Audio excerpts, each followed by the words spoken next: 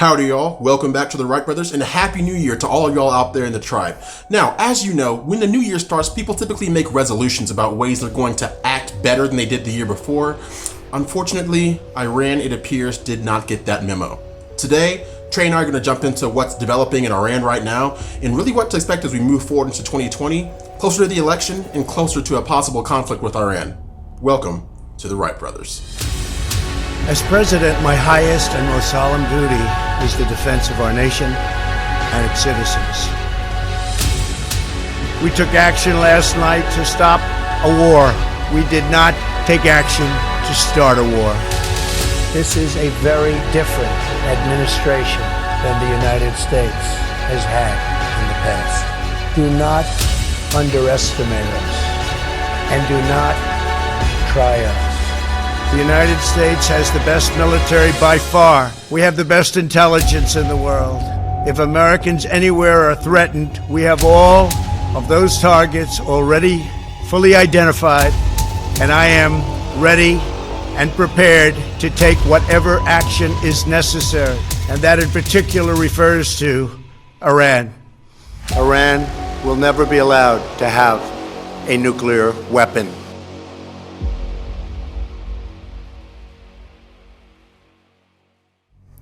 Howdy y'all, welcome back to the Wright Brothers. Let's get right down to it. And I'm starting off today because Damani so graciously offered for me to share some of my ex-military expertise when it comes to the situation with Iran. Now, I want to preface this by saying I don't make more of my own military service than I should. I was only in for almost 5 years. My wife also served. Our father served for over 20 years in the United States Air Force. I have a brother-in-law on active duty. There are far more capable and decorated warriors than I. But just sharing from my perspective about what's going on with Iran, I think what people need to understand is that just because there is no declaration of war or hasn't been a declaration of war for a long time does not mean that we are in a state of peace when it comes to every other country on the planet. It's not a zero-sum game where you're either at war or you're at peace with everyone. In fact, the opposite is most often the case. There's plenty of proxy wars that go on for decades where the named superpowers that we all know don't technically throw any skin in the game, but they make sure that they fund the people that they want to accomplish their aims in different, smaller theaters around the globe. And I don't say this to say that the USA is in any way blameless in that as well. That's just the way the geopolitics is done in the 21st century. Now, with that being said, we have been in a state of virtual pseudo war with Iran basically ever since the Iran hostage situation back in the late 1970s. I'm not going to turn this into a history lesson. You can look that up. It was one of the scariest incidents internationally of that time frame, and there was actually a great movie about it, Argo, but it was reasonably accurate. But I digress. Ever since those events, we have basically been fighting proxy wars with Iran and other associated countries for a long time. So fast forward through administrations, through Clinton, through Bush, through Obama, and now up to Trump, we've had incidents with state-sponsored terrorism from Iran that have been cropping up all over the place with metronomic-like regularity. The only thing we don't know is when it's going to happen necessarily or where on the map, but we know that there's going to be another strike coming.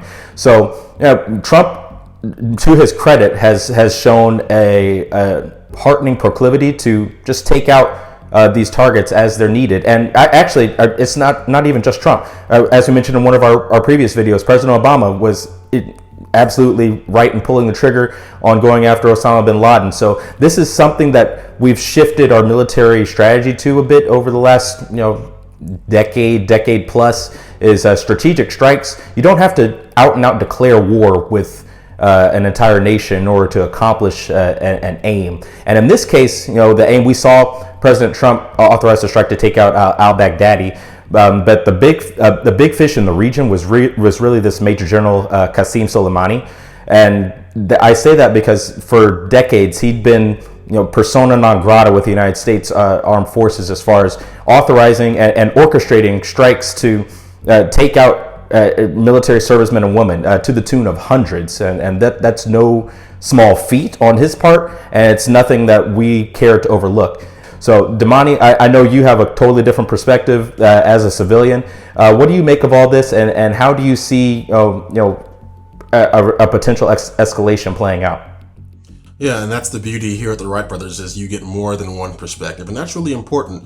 But what I've done as just a normal person, a normal citizen, is really just analyze the civilian response to these developments coming out of Iran right now. And I think what's very telling is that there's a lot of people who usually are in the entertainment industry, unfortunately, or in the media industry, who for whatever reason feel the need to go out of their way to repudiate our president for taking out someone who, make no mistake, would have killed them if given the opportunity. Let's not get it twisted.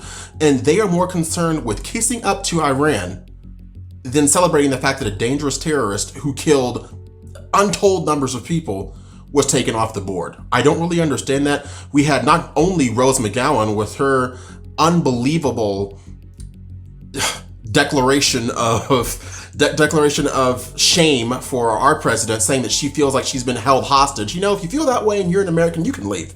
Like, I'm not going to miss you. Nobody who's a patriot is going to miss you. And then Michael Moore took it one step further. This is just a race to the bottom. Now we got people. Michael Moore, he typed out a apology tweet to Iran in the Muslim or Muslim language. I don't know what the language is, but it doesn't really matter. But what we're seeing now is this same outrage culture that we've talked about before, my brother and I, manifesting itself yet again. And it's almost as if anything that President Trump does, regardless of whether or not it's actually good or not, is going to be deemed in a negative light by people on the left or in these positions of power, if you will.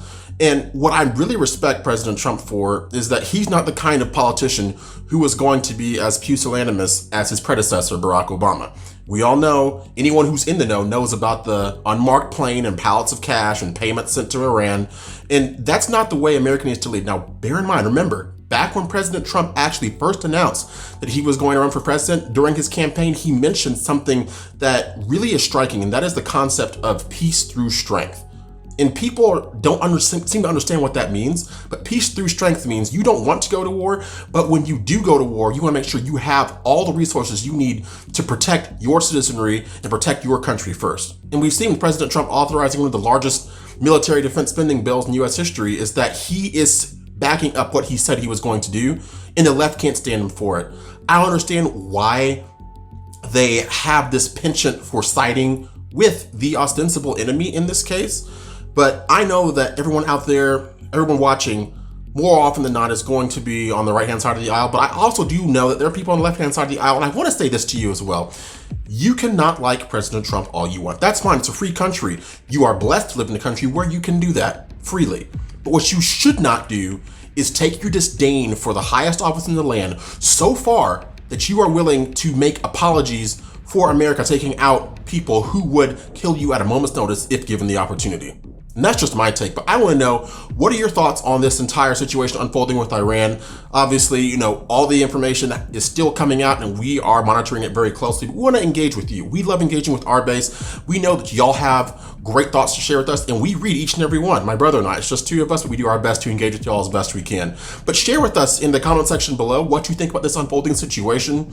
And then also go on over to our Facebook page, The Wright Brothers IPID, to engage with us on a more deep level. That's where Trey, who's over there, you know, he's fantastic. We always say that. He is the one who is able to disseminate the news through that medium as well. So engage with us on Facebook. And also, for those of you who are inclined to support us financially through Patreon, we can't say thank you enough. Y'all are the big reason behind why our production value continues to increase to the best of our abilities, and we strive to continue to bring you a top-notch production every time we press upload. So share your thoughts in the comment section below. Let us know what you think. Let us know how you think this is all going to end up. If you think President Trump made the right move, we do want to hear from you. We love engaging with all of y'all. But until next time, we appreciate y'all watching, and we will see you in the next one. The first revolution is when you change your mind about how you look at things and see that there might be another way to look at it that you have not been shown. The revolution will not be televised, and be no rerun, brothers and sisters. The revolution will be live.